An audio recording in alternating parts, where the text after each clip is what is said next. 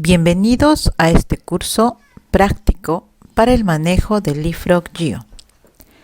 En esta ocasión voy a presentarles el contenido que se desarrollará durante los videos tutoriales de este curso.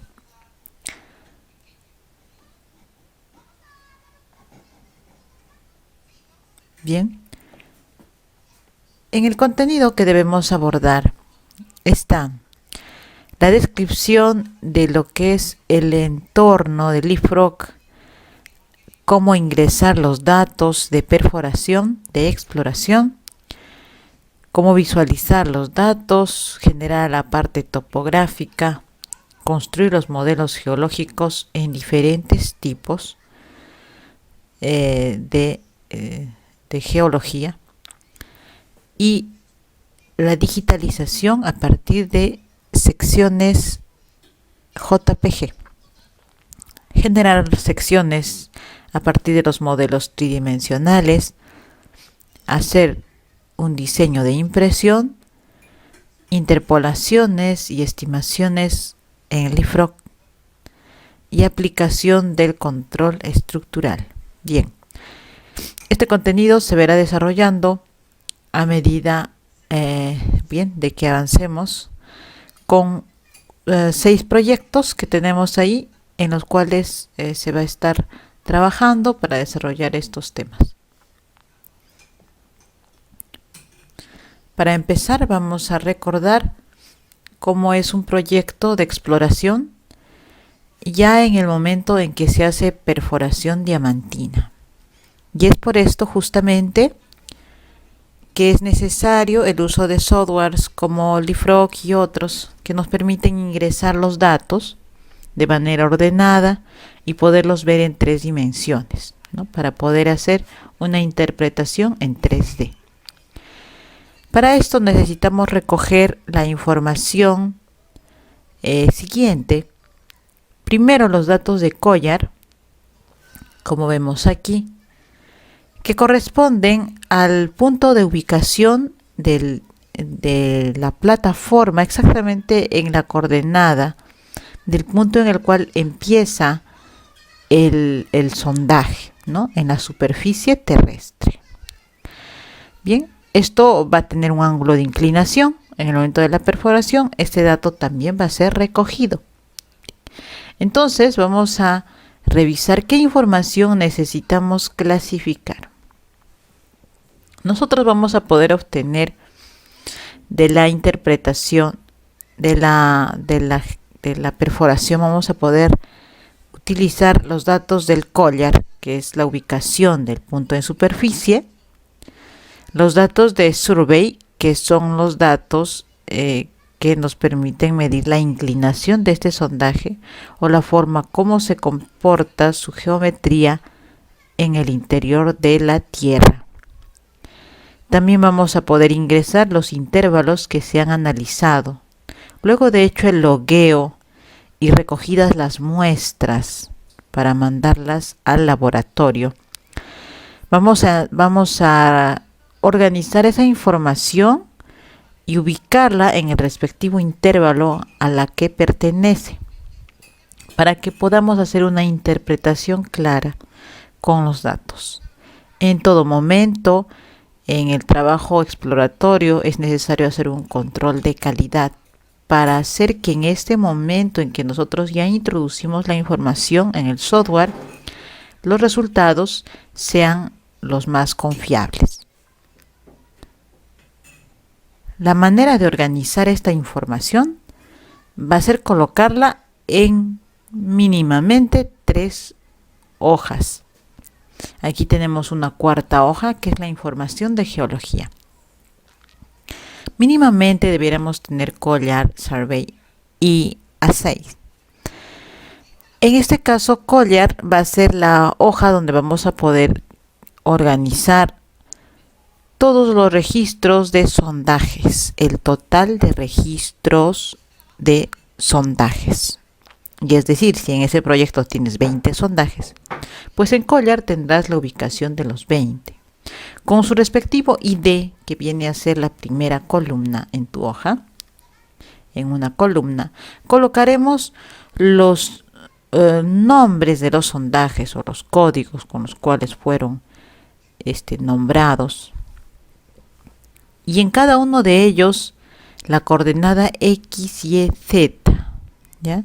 Con esta ubicación ya tendríamos para Leapfrog el punto de inicio de los sondajes. Claro, esto visto de manera tridimensional tendría que coincidir con la topografía de la zona, ¿verdad? Bueno, hasta ese punto tenemos la información de Collier. También nótese que no se podrían repetir los Collier, ¿no? El código de Collier no se podría repetir en esta misma columna varias veces, solamente se hace el registro una vez. Y entonces, ¿qué pasa cuando el sondaje no se comporta de manera regular, sino tiene desviaciones, ¿no?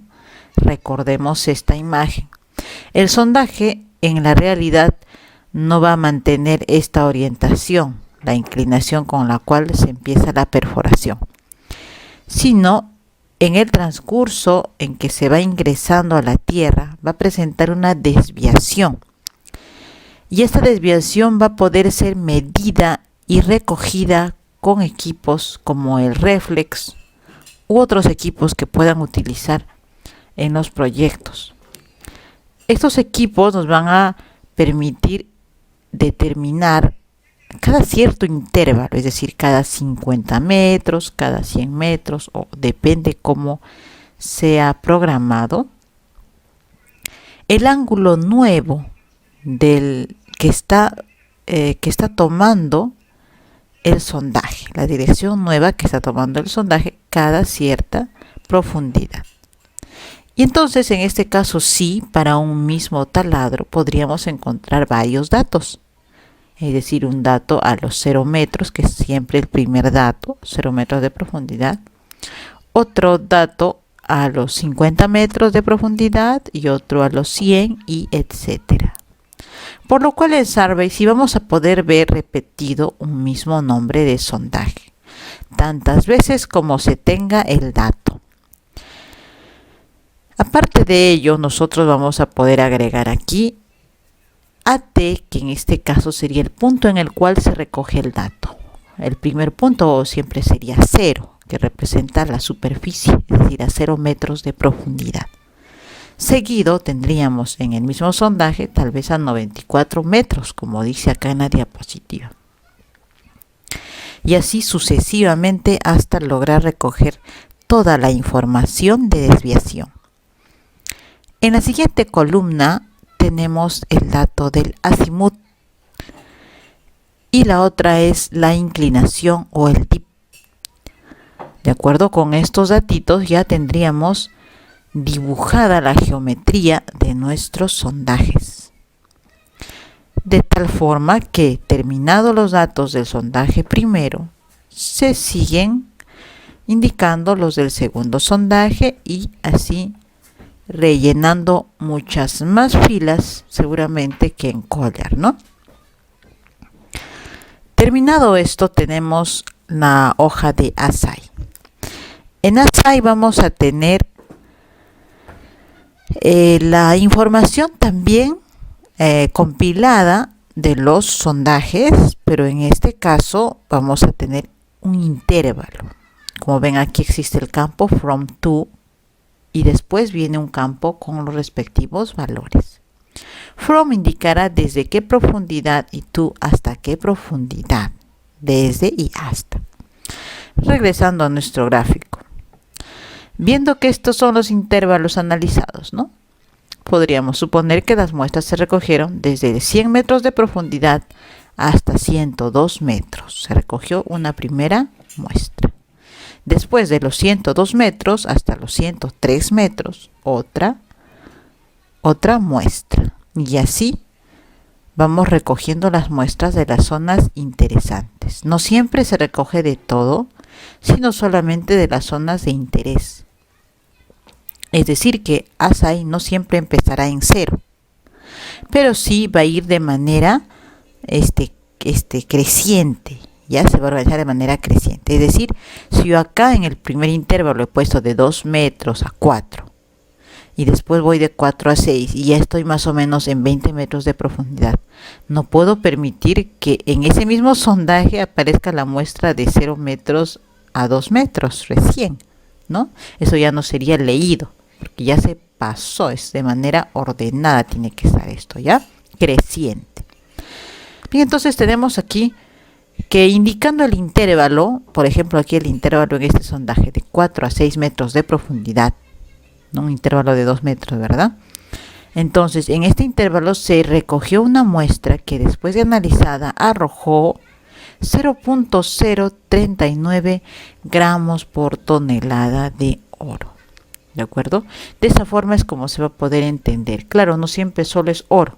Seguramente tenemos más elementos que podrían ser analizados, ya que no siempre se va a analizar por oro, sino por muchos otros elementos, tal vez un polimetálico, o tal vez simplemente estamos haciendo una evaluación de RQD o RMR.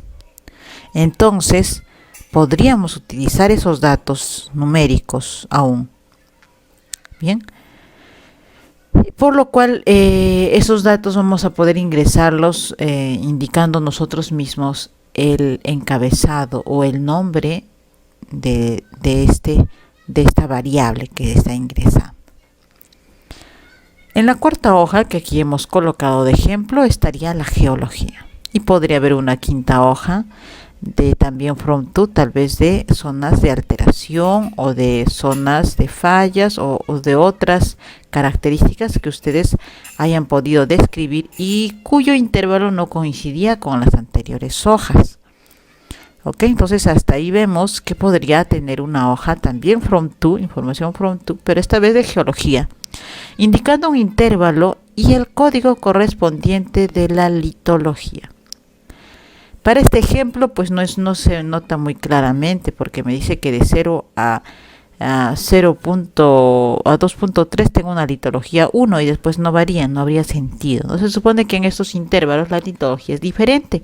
Por eso es que se llegan a definir los intervalos y describir su respectiva litología.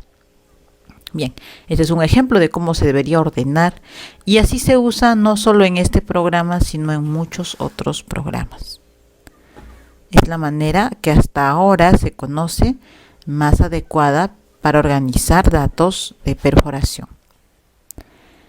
El formato de estas hojas puede ser un TXT, un archivo de texto, un archivo delimitado por tabulaciones, un archivo delimitado por espacios. En este caso son archivos CSV delimitados por comas. Pero me dices, ¿esto no es un Excel? Pues sí, lo abre Excel. Sin embargo, el archivo no tiene la extensión de Excel. Para poder ingresar a esta versión, tendremos que utilizar archivos que estén guardados como archivos CSV. Entonces, vamos a recordar también que a partir de un archivo generado en Excel se pueden desprender los archivos CSV. Y también recordaremos que mientras las versiones de los softwares mejoran, pues admiten un mayor tipo de datos para poder importar la información. Cada vez se hacen se adaptan más a los softwares generales, es decir, que las versiones nuevas de estos programas pueden admitir seguramente ya un Excel, o es probable, ¿no? Tal vez lo que sí admite Leapfrog es archivos que estuvieran almacenados en Access, ¿no? Con el mismo orden, pero en una base de datos de Access o tal vez de otros servidores. Bien, para este ejercicio o los iniciales vamos a trabajar con información que estaría separada de manera con información ASCII, que le conocemos, códigos alfanuméricos, y que estarían organizados en TXT o archivos CSV. Bien, eso vamos a profundizarlo en su momento. Además de la información que hemos citado, nosotros necesitaríamos tener información geométrica. Quizás por ahí un mapeo superficial, una imagen satelital de la zona. Podríamos agregarle la topografía que esté indicada o recogida como puntos o como ya curvas de nivel. Estas curvas pudieron ser elaboradas en otro software, ¿no? Lo más común es que el área de topografía lo haya generado en Civil, en un AutoCAD Civil 3D, y su formato pues nos hayan pasado en DWG o en DXF, de tal forma que esta información vectorial podría ser importada al IFROC para visualizar adecuadamente nuestro proyecto de perforación. De no ser así que esté ya trabajada, nosotros podríamos generar también la superficie topográfica a partir de puntos, ya que también podemos hacer triangulaciones. Como digo, también podemos agregar imágenes satelitales, fotos drone u otras imágenes, y cualquier archivo que esté en sea shapefile, ¿de acuerdo? Cualquier archivo que esté en se haya elaborado en software GIS, cuya extensión sería SHP, ¿no? Bien, entonces muchos tipos de información pueden ser importadas y lo vamos a ver justamente al abrir el programa. Bien, esto sería lo que vamos a nosotros necesitar para empezar nuestro primer proyecto. Y bien, estaríamos entonces pasando al siguiente tema. Gracias.